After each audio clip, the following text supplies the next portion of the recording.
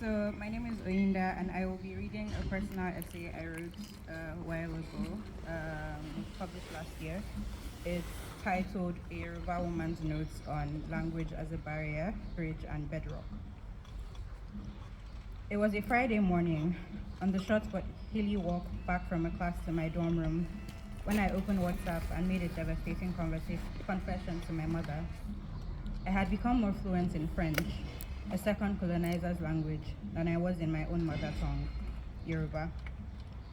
At the time, I had spent nearly 2 months in Belgium's Francophone Wallonia region, and before then, I had spent 5 months in Bordeaux, France. In the space of those 7 months, a rapid metamorphosis had taken place. My once hesitant French had become a fluid stream, weaving together fairly complex sentences that went beyond simply asking for directions or guidance to truly getting to know people and letting people get to know me. They would often be left wide-eyed at a Nigerian woman who somehow found herself in a small university town in Francophone Belgium and actually spoke the language. I was an outlier, especially to the Francophone Africans. And even though I was a bit wary of the tired expression of amazement, I also low-key reveled in it. I basked in my quick mastery and my fluency and polished pronunciations, at least where they didn't stumble. But on that Friday morning, someone had asked me the translation of a word in my indigenous language, and my mind had stalled. It had fumbled, reaching first for the French equivalent as if my own language were the foreign one. My brain had started doing that disturbing dance often. It would process that I was trying to speak a non-English tongue, and it would pick French over Yoruba. But how disturbing it is that my own language, one filled with so much beauty and melody, would be considered foreign to me. Why did I not think in my language? Why did I not dream in its colorful tones? Why would my default language be one that was imposed by brutal colonialists on my ancestors' lips? English as a first language. I have always struggled with the definition of first language.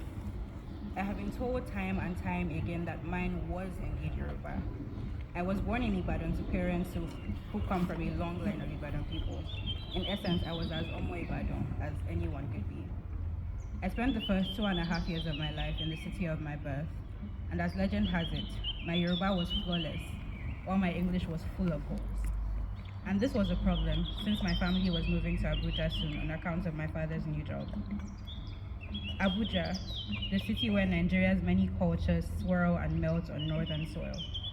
Abuja, the city where, as I was told, English would absolutely be necessary. And so began my conversion. English trumping Yoruba slowly until what became the norm was for my parents to speak in Yoruba and for me to respond in English because that was where I was most comfortable. In Abuja, receptive bilingualism became my new normal. When we would travel back to Ibadan to visit family, my attempts to step out of this comfort zone were met with light-hearted teasing.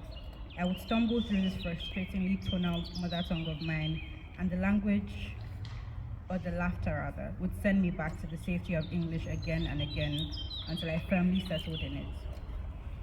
And because most of my days were not spent in a city where speaking Yoruba was crucial to survival, it didn't matter much.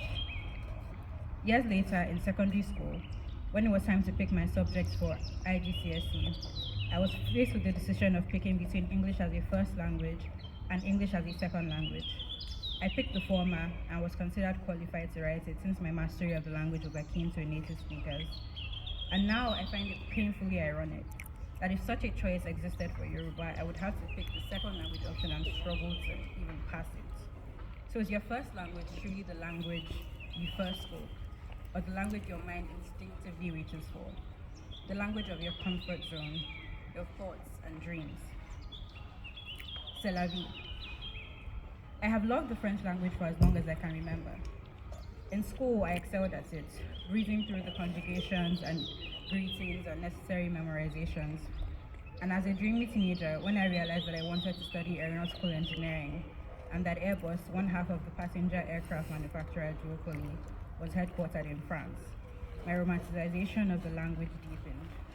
One day, I would live and work in France and put together flying miracles. It took about a decade for that dream to take flight. In August 2024, I finally arrived in France for the first time. From the moment the Boeing 737 took off from Muritala Mohammed International Airport in Lagos, I was brimming with excitement about a journey that would propel me closer to my dream. On the layover in Morocco, I began to practice, ordering a croissant and a bottle of water in French at a cafe, even though the attendant had spoken in English to someone before me. On the flight from Morocco to Bordeaux, I enthusiastically took to conversing in French with the two Ivorian boys seated beside me. Even then, there were moments I stumbled, but I was happy to. This was the real deal. Before I left, when people would ask how I felt about moving, I'd say I was 5 parts excited and 3 parts scared. I was finally going to study my master's program in France. I had left Nigeria before for the UAE for 3 years, but this was different. The UAE wasn't quite as close to my dream, and English was very much a lingua franca there. Now I was going to a country where my inchoate understanding of the language and way of life would probably deal me some profound blows. On my arrival day, I was nearly felled by such blows shortly after I landed. I had opted not to buy a SIM card from the single network provider present at the airport. But it was fine since my mobile data from my Nigerian network provider was oddly working, so I could book a ride home. But when I landed at my apartment building, the network disappeared, as oddly as it had appeared in the first place, leaving me stranded. I stood at the front door for a few minutes, just marveling at the sheer hilarity of the fact that I was starting my French sojourn with a small bout of homelessness. Then I approached the single neighbor I found standing in the balcony, explaining my situation in the rustiest French known to man. Thankfully, he understood me somehow and helped me call my agent, who explained that she couldn't come until 4 o'clock. That was 3 hours away. So I just roamed the streets asking anybody for directions to a pastry shop, a restaurant, anything, since I didn't have Google Maps to rely on. The recurring response, "Sorry, I don't speak English," turned my happy stumbling into a frustrated tango. I thought I spoke French, but these French people spoke like they were rapping a sick flow, their words running out of their mouths faster than my brain could catch them. Still, I had no choice but to speak what little I could and do my best to catch their words. And I would soon learn that it was this lack of choice that would precipitate my learning. However, before the precipitation came a lot more stumbling, and sometimes even the sense of being crippled. I love being black. I love being African. In the opposite words of Beyonce, the amount of swag is just limitless. There's just so much swag. There is so much beauty, so much of just my kind of humor. But initially, being in France as an Anglophone African with minimal knowledge of the language meant that a shared sense of blackness or Africanness had to take a backseat in my forging of connections. Instead, what took the front seat was the shared knowledge of English. And this is not to say that I didn't love making friends with people of other races, but I was truly aching to speak with more of my people. Yet language stood as a barrier, a hindrance to making deep connections. The first Francophone African I connected with was my flatmate, a Togolese man named Mohammed, who quickly taught me that even though the non-African agents had said I could drink the water from the tap, it was an absolute no-go. "Il y a beaucoup de calcaire," he said, the English words evading like they often would. It was not until a week later that I would remember to check the dictionary and learn that calcaire meant limestone. There was too much limestone in French tap water. Mohammed showed me where to get essentials at discounted prices and where the African food markets were. Yet with Mohammed, there was a limit to how far conversations could go, at least with the version of me he met, since he would relocate to Paris just 2 weeks after my arrival. At the university, I would want to speak with the black students in my class, but be stopped in my tracks by my rapidly mounting language insecurity. What I need to say, I would stumble to say, and there was a world of words I did not know to say. So what even was the point? I stayed in my comfort zone, with the pressing longing for more. From barrier to bridge.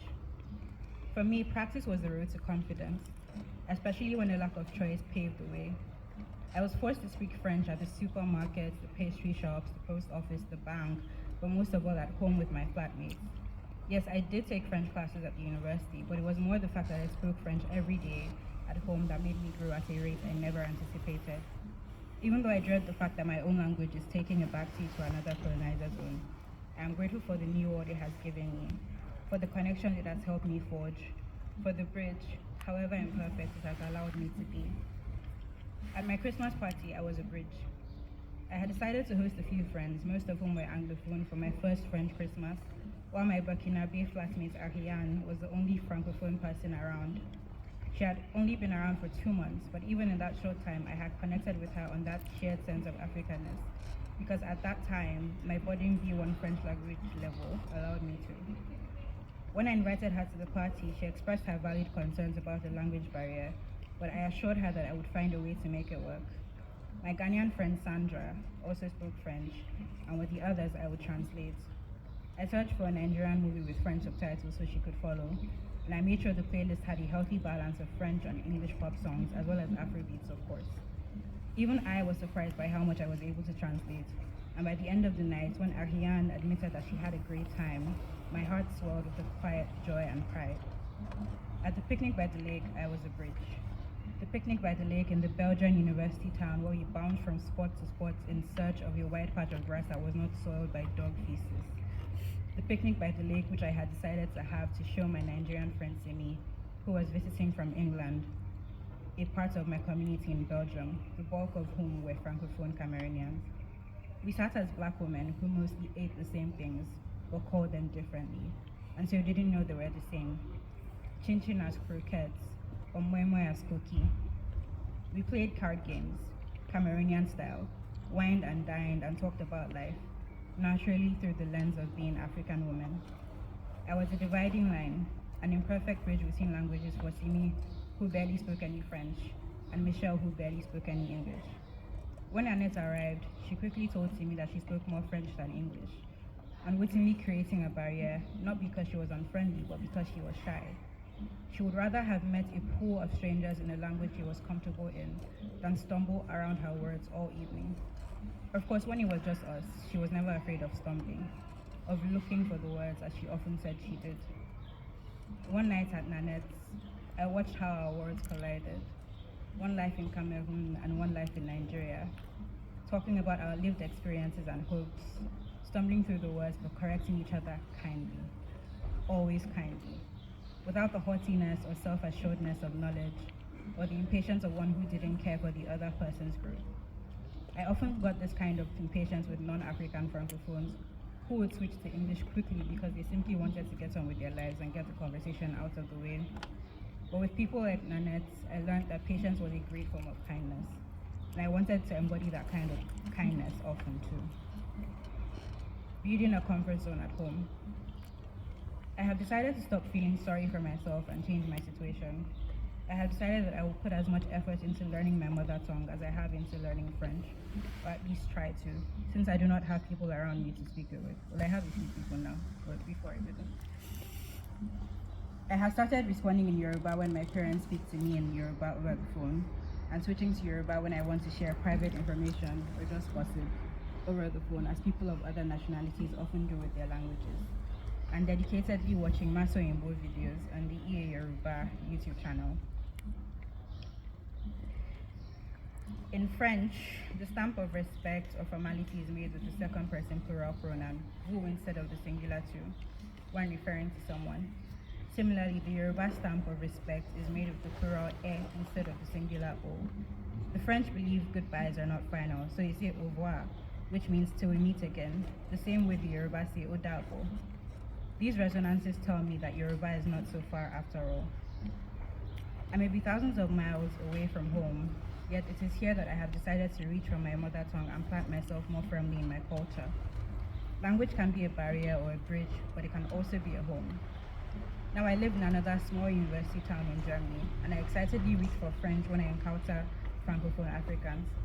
I smile when their eyes light up at the realization that they need not stumble through English or German with me. I can meet them right at home. But I'm also working towards making Yoruba my home, so that one day, my children, wherever they are raised, will inherit it. Let French be my guest house and English my resident house, but Yoruba my family home.